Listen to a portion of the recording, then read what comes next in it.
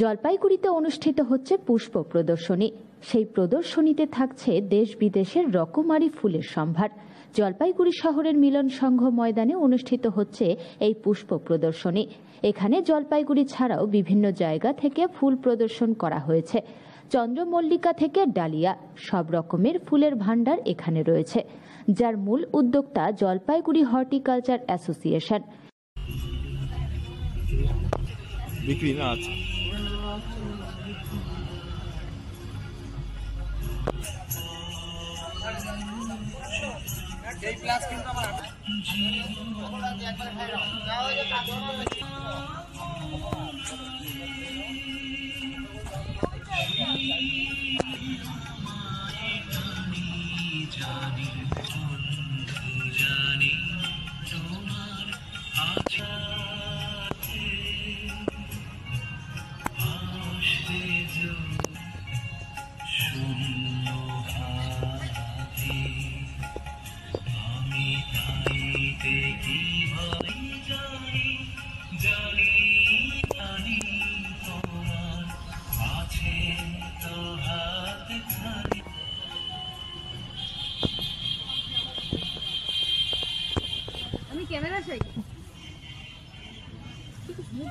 হ্যাঁ, এটা আর প্রায় 25টার মতো স্টল, যারা বাইরে থেকে কলকাতা থেকে নার্সারি এসছে, শিলিগুড়ি পাহাড় থেকেও বিভিন্ন নার্সারি এসছে, বিভিন্ন ধরনের গাছপালা এখানে তারা বিক্রি করছে। এখানে বিদেশি কিছু গাছও পাওয়া যাচ্ছে, থাইল্যান্ড থেকে এসছে, সিঙ্গাপুর থেকে এসছে, সেই ধরনের গাছও আছে।